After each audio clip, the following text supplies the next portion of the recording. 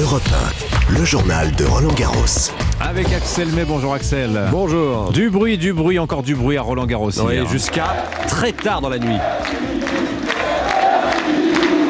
Merci Gilou. Gilou, c'est Gilles Simon qui à 37 ans dispute son dernier Roland Garros et le Niçois redescendu au-delà de la 150e place mondiale a profité du soutien des irréductibles supporters jusqu'à plus d'une heure du matin pour remporter un match en 5-7 face à l'Espagnol Pablo Carreño Busta, 18e mondial. Je me suis dit ça serait vraiment bien si on pouvait revoir Gilles Simon une dernière fois. Celui qui peut être là sur le terrain, jouer 3 heures, 4 heures, jouer et c'est parti, tu vois, qui est courageux, qui va essayer de trouver des solutions, qui va se battre, souvent on a envie, on n'y arrive pas.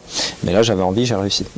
Il parle de lui à la 3e personne, Gilles Simon. Alors il explique avoir puisé son inspiration dans le match que son pote Jo-Wilfried Tsonga a disputé un petit peu plus tôt dans la journée. Oui, qui fut le dernier match de la carrière de Tsonga avec ce numéro 5 mondial. Je cite le titre de l'équipe ce matin: par la grande porte d'Auteuil. Oui. Il est sorti. Le Manceau a longtemps résisté à la fougue du jeune Norvégien Casper Ruud avant que son corps, miné par les blessures, ne le lâche de nouveau dans le dernier set devant un court central bondé, tout acquis à sa cause, et là aussi, ça faisait du bruit.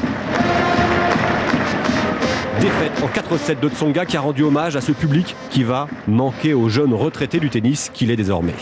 C'était la folie, quoi.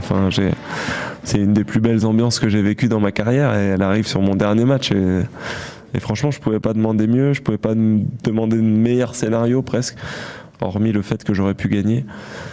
Voilà, c'est ça qui va me manquer en fait. Voilà, Jo-Wilfried Tsonga, un public très bruyant aussi, Axel, pour soutenir d'autres Français. Comme les Hugo du public sur le cours Suzanne Lenglen pour soutenir hier le Toulousain Hugo Gaston, vainqueur de son premier tour en 5-7 face à l'Australien Alex de Minaur, ou sur le cours Simone Mathieu, l'ambiance rock'n'roll pour encourager dans la défaite Benoît Paire, battu par un Biélorusse dès son entrée en lice. Comme quoi ils se défendent pas si mal que ça, les Français, à Roland Garros cette année. Alors, les autres résultats de la journée. Justement, côté français, c'est passé en vitesse accélérée pour Caroline Garcia et Alizé Cornet, qualifié pour le deuxième tour. Le Grec Tsitsipas, finaliste l'an dernier, a eu besoin hier soir de 5-7 pour franchir le premier tour. Allez, on passe au match du jour. Rafael Nadal face au jeune Corentin Moutet. Ce sera ce soir sur le central. Moutet, 23 ans, tombeur de Wawrinka au premier tour, lauréat en 2015, le Suisse, enchaîne avec l'homme au 13 Roland Garros. C'est son idole. Vous le saviez peut-être, il dormait même enfant avec le débardeur que Nadal a longtemps mis sur les cours.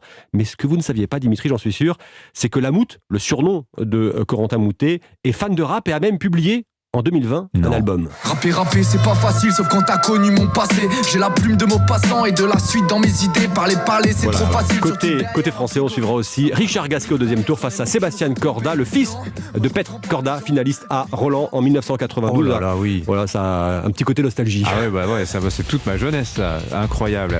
Comme quoi on peut faire des carrières alternatives. Corentin Moutet. Et peut-être un jour il fera un duo avec Rafael Nadal. Je sais pas s'il rappe Rafa Nadal. En tout cas, je sais que Richard Gasquet écoutait beaucoup de rap, lui, parce qu'en Coupe Davis, Tsonga et mon fils sont des fans de rap. Donc en Coupe Davis, Richard Gasquet était un peu forcé d'écouter du rap. Merci beaucoup Axel May, qu'on va retrouver pendant toute la quinzaine de Roland à 8h30 pour le journal du tournoi Europe 1, radio officielle de Roland Garros. Merci beaucoup Axel. 8h35. Dimitri Pavlenko.